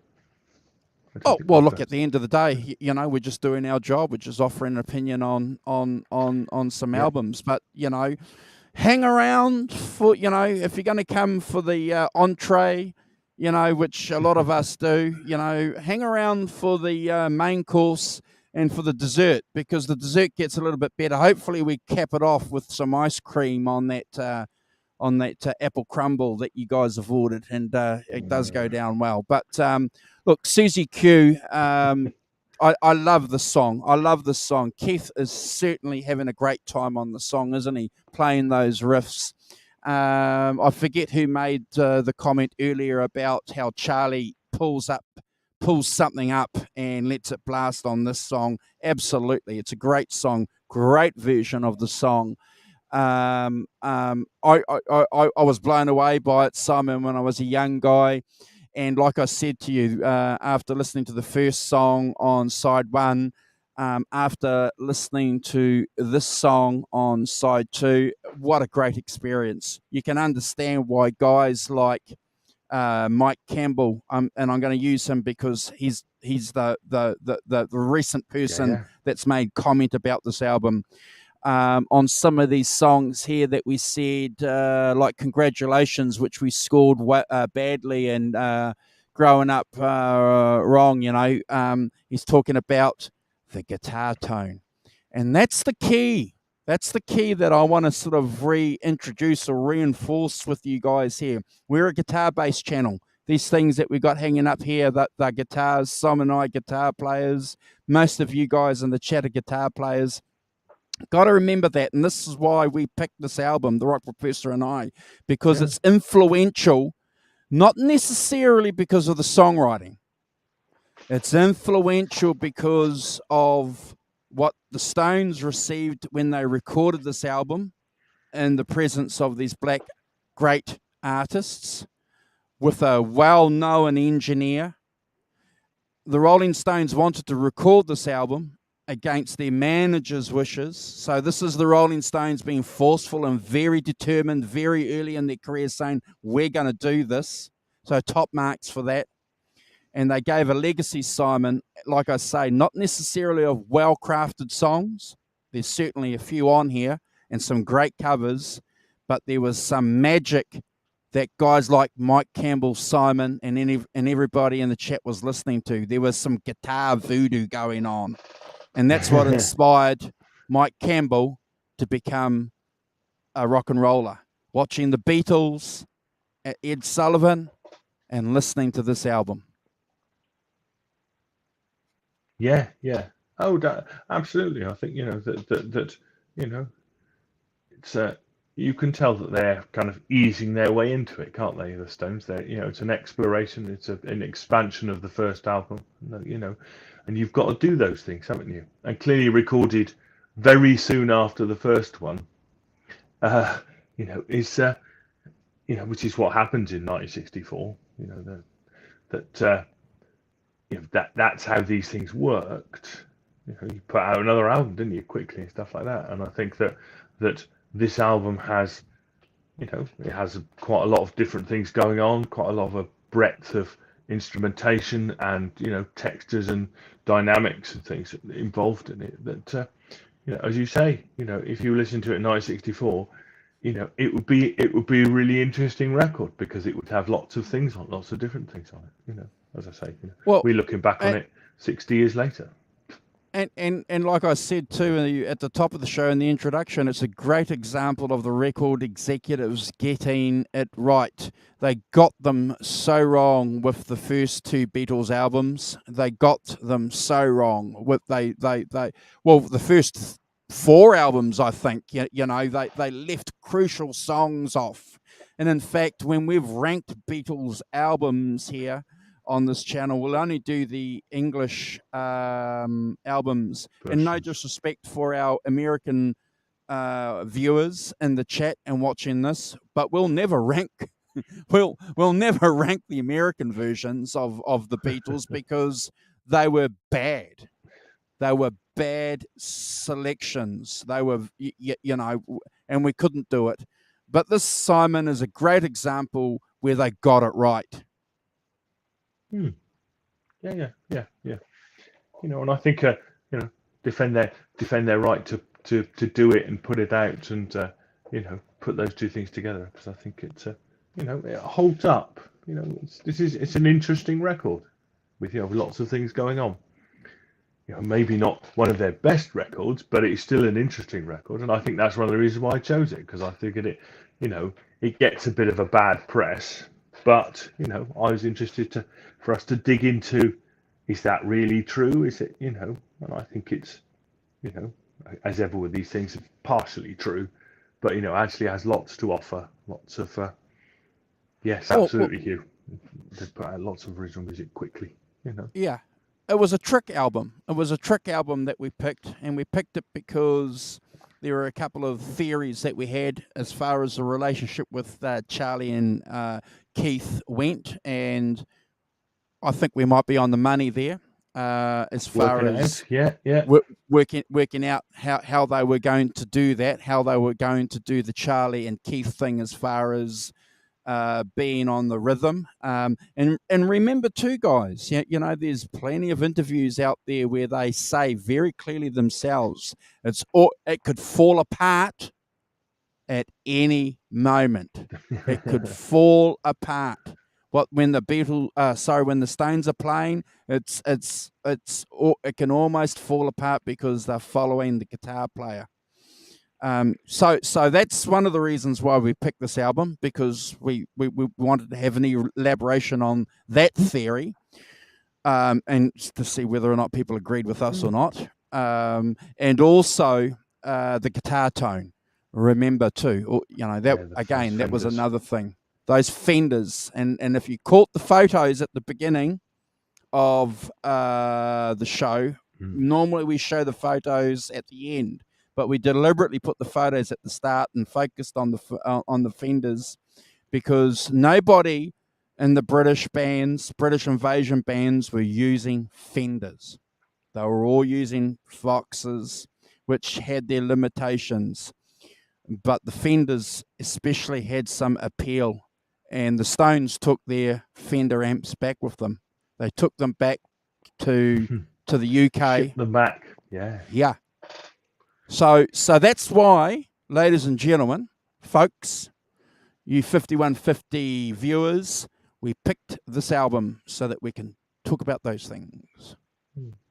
Make sense? Yeah, I think it's, if you've got a band like the Rolling Stones, it's really important to dig into their catalogue and see Sure. what else they did besides Exile on Main Street, which is, a classic and easy to do. But I like going to the slightly left field and digging into, what they were doing on their second album, because I think it's less talked about and less done.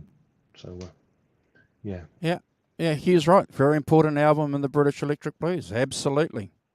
Yes. Absolutely. Yes, quite right. Yeah. Absolutely. You wait till we get then, if all you Stones nuts, wait till we start talking about the buttons and satanic Between the buttons and between the buttons. Aftermath. Well, Aftermath's not bad, but No. between the wait till I get talking about some of those songs. Oh my lord. We might have to do that show. That show might have to be for channel members only. I don't I don't see why there's no career that is just that, is it? There's no career that is that, it's always that. There's always waves and ups and downs and arounds and I think, as I just said, that the development of a band, development of the Rolling Stones from being a blues covers band to doing their, writing brilliant songs themselves is, this album is part of that process. Absolutely. So the rock the Rock Professor is again pointing the weather vane, because you wouldn't have got Beggar's Banquet, Let It Bleed, Exile on Main Street, Sticky Fingers, It's Only Rock and Roll, Goat's Head Soup if you didn't have this album. So this is the album, again, guys, girls, this is the album that gives us the Rolling Stones working it out. Yeah. It's that snapshot, Simon, to what the Stones are gonna go and do. Yeah. And if you're going to give Satisfaction a 10 out of 10, you can't really give, Congratulations an 8 out of 10, can you? It's nowhere near the song that Satisfaction is. Under My Thumb or whatever. I don't think, clearly they progressed really quickly, but I think this is important to see where you are in a particular time. Yeah. Oh yeah. So this is the early part of the Stones. When they're the R&B cover band. Purists, a really and good then one. they go through that little middle period there where they become pop stars. The pop stars. And then they do a few albums there, and then they become, for one album, psychedelic freaks. And thankfully, they realise a cul-de-sac. Stop that now. Yes, get back on course, you lot. Stop messing about over there. But, and then they drop Beggar's Banquet on us, and we've ranked that album too, guys. If you're watching a replay, if you've stuck here for an hour and 48 minutes, go and check that out. Another great show that we've done, the Rock Professor and I, and Brad. Great album. Yeah. Oh, absolutely. Classic, and that's where they got to in, 3 or 4 short years, progressed, to there. Hugh, it's amazing. Hugh, you can come on any time you want. Yeah. In fact, you can tell us what album you want us to talk about. It would be our pleasure to host you on our channel. Yeah, Hugh, if you'd like to choose an album, Stones or a Hendrix one. Yeah, we've done the first Hendrix one. We haven't done any of the others. So, we've done none of those mid-period Stones ones. All the mid-Brian Jones ones we've not done either. So, yeah, please. We've done people like Johnny Winter, Johnny. So, yeah, I'd love to do some Albert Collins. Any of the Kings, Roy Buchanan. Yeah, we're definitely going to do that. So, if you guys were around about a year ago or maybe 2 years ago, we did what we called the American Treasures series, where we did about 6 shows on the Americans. So we always keep saying that, we're going to do another American Treasures series. And, even though we're the British Electric Blues show, and we talk about British albums, we have in the past spoken about these American treasures. So that, absolutely, I'd love to do an Albert Collins and Freddie King, love to. And, that's definitely a plan. Johnny, because you're a channel member, you can even suggest an album for us. And come on, and if you want, like we've just said before to Hugh, if you want to come on and share that experience with us, you're more than welcome. Yeah, that'd be brilliant. So we're open to that. Yes, because they are electric and they are definitely blues, just not British. And with 2 out of 3 is fine with us, isn't it? Oh yeah, definitely. So we'll take any request from anybody in the chat, but certainly from our channel members. Guys certainly have exclusive options on a few things. So we'll even talk about Duran Duran's first album if you want. Hugh, we've not reviewed. The only Hendrix album we have reviewed is the first one, Are You Experienced? Correct. The others we have not. So any other Hendrix album except the first one, we're open. We did the compilation. We did the blues compilation album that came out in the mid-90s, I think, as well. Yes, we did. Yeah.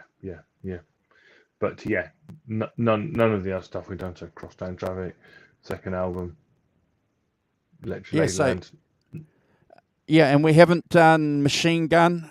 We haven't done Band of Gypsies either. So live at Monterey, live at wherever.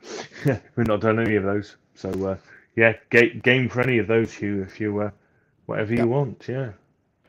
Think about it, because you're a channel member, so you can either put a comment on here or message us directly in the channel membership part of the channel, and we can talk about it. Can't do that Hendrix stuff until Brad comes back. Good point, Johnny. So if you guys aren't aware, if you're watching a replay, our co-host Brad in Australia is recovering. He's at home from a mild stroke. So we do wish him speedy recovery, and he has asked for your positive thoughts and prayers. If you guys can do that, that'll be good. If you're friends with him on Instagram, drop him a message. He said that he'll do his best to reply. Yeah. He certainly replied to me, so he's doing okay, and his typing finger is working, and I'm sure he'd appreciate a message for sure. Awesome. Cool. So, guys, we've got some awesome shows lined up. If you guys go to the channel, to the front page there on the channel, you'll see. Just give me a second. I'll get this right. So hold on, because I wouldn't be doing my job if I didn't remind you guys what we've got on the channel coming up. Hold on. So coming up, we have Van Halen in Tokyo next Saturday. We've got a couple of special guests joining us for that. I'm not going to tell you who they are, but they are going to be some interesting people. Cool. That'll be on the 5150 show. And then on the 12th, which is New Zealand time, I don't know what it would be, probably be the 11th for you guys in America. we're doing the 50th anniversary of Exile on Main Street. Simon's going to jump in for 30 minutes. We'll just be talking about it for about an hour, talking about the album, the 50th anniversary on the day that it was dropped. We've already ranked that album, so if you want to be part of that, please do. Then on the 14th of the 5th, we've got a show scheduled with Mikey Mojo, who's been on the channel a couple of times on the 5150 show, and we're going to be hosting Fairfield Guitars. A guy called Lewis, who is specializing in producing and manufacturing period piece Van Halen stuff like guitar straps. So he's got a little bit of a business going on there. Everybody on Instagram that's Van Halen orientated is raving about the product that he's providing. So we look forward to having him on. Don't forget also on the 19th of the 5th, we've got a pre-show stream with Hoss and Edward Van Halen. Now, Yes. Brad was going to do that live, so I'm not sure how that's going to pan out now with Brad and his condition. So we'll keep you guys informed on how that's going to work and how that's going to happen. Now, we're going to stream that in conjunction with the Fruitcake Tony show as well. That was the plan, because Hoss has a relationship with a guy called Neil Daly who made his guitars. So that was the plan. We'll keep you guys in touch with how that is going to pan out. And also on the 24th of the 5th, the channel has the pleasure of hosting Dave Nesdell and Rob Johnson, and we're going to talk about all you ever needed to know about the Ernie Ball Music Man guitar. So there's a few things on the channel, as well as our standard Sunday show stuff. Yeah. Oh my gosh. Oh, I've got one piece of bad news. Hoss is going to have to find a new roadie to carry his lamp. Probably John ZD351. John ZD are we volunteering him? Yeah. Well, we're gonna have to get somebody to go and take a camera and film the pre-show. So whether or not Hoss is going to do that, maybe John.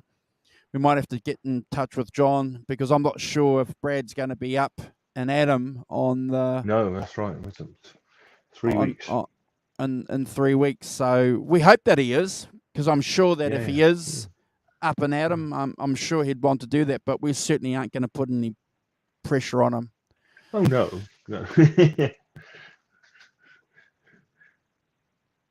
No, as I say. There are lots of fantastic stuff to look forward to, plus us messing about on the Sunday show. I don't know what it's going to be your choice next, Mr. Walton, I think. Yeah, I'm going to pick. I'm going to pick an interesting. I'm going to tell you what I'm going to pick. Have you guys heard of a band called Juicy Lucy? Go and check out. Yes. Go and check out a band called Juicy Lucy on your Spotify. Go and check them out. The Rock Professor and I and Brad have done Blues Helping by Blue Sculpture.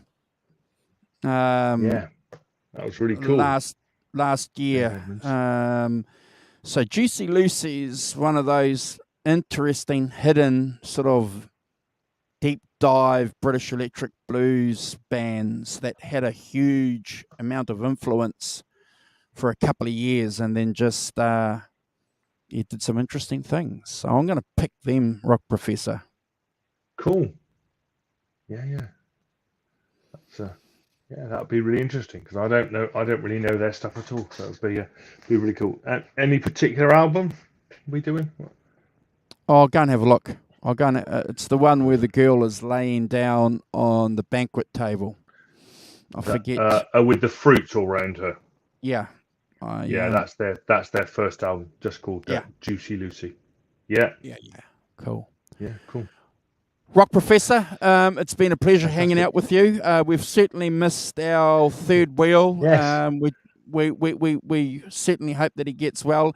This show was really, really cool, because we managed to have Warren jump in, and We also thank you guys for being channel members. I'll go through and I promise I'll do something like this. If you give me a second, I'll show you what I'll do. We'll do something like this. Hold on, Simon. I'll do something like this. I'll do so.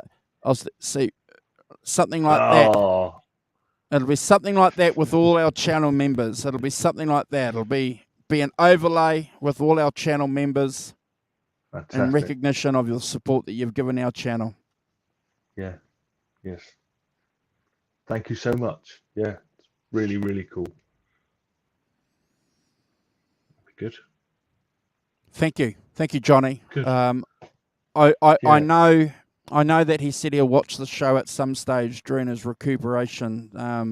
But if you guys aren't in touch with Brad, we'll certainly pass on your best wishes. Yeah, he's on Instagram, Brad Cook Music. You can message him there if you want to. It's definitely gets through to him. Yeah. Where is he? There he is. There. There he is.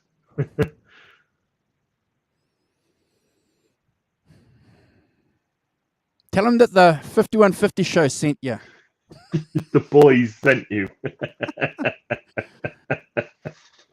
See, that wasn't sending the boys round. That was another little interesting tactic too, talking about building our channel. So what I would do is I would jump on other channels, smaller channels around the same amount of numbers that we had, and I would say like, just sub to your channel. Awesome channel. How about subbing back? Yeah. Yes. That's very cool. Yeah, that's a very good way of doing it. See, you should be in marketing, Mr. Walton. Okay. Well, I am.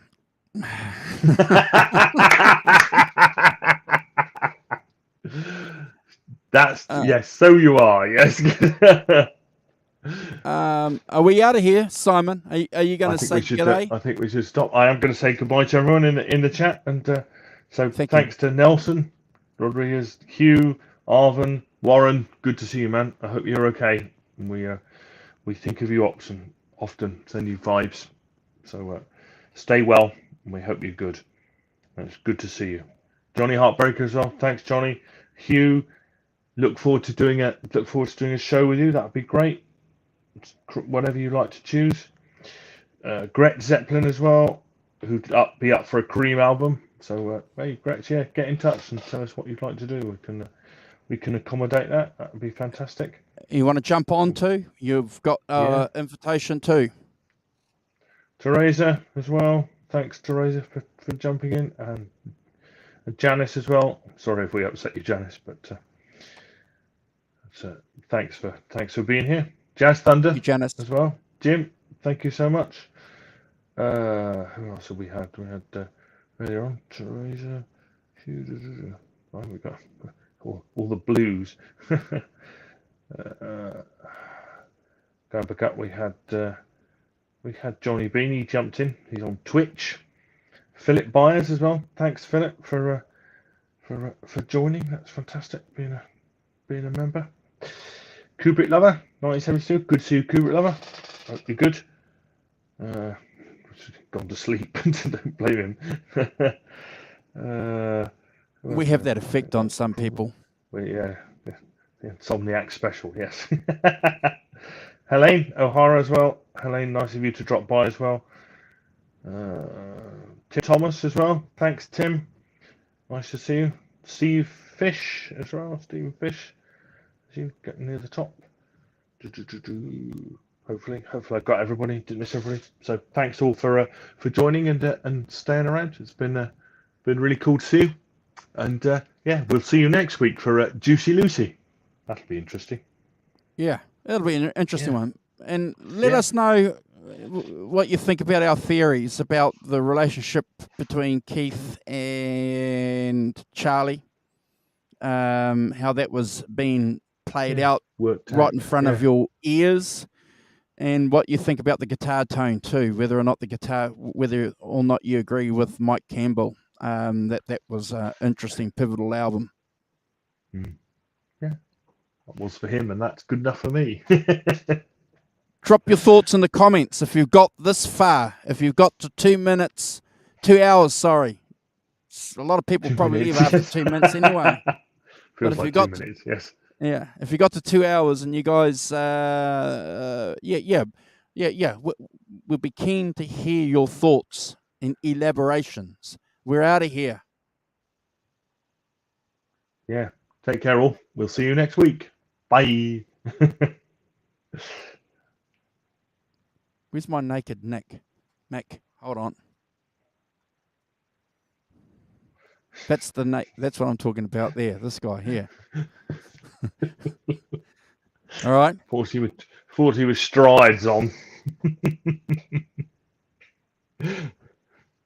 Cool. It's one of the things that they gave for the marketing of that album. Sticky fingers. Yeah, sticky fingers. Yeah. We're out of here. Yes, we are. Okay. Press the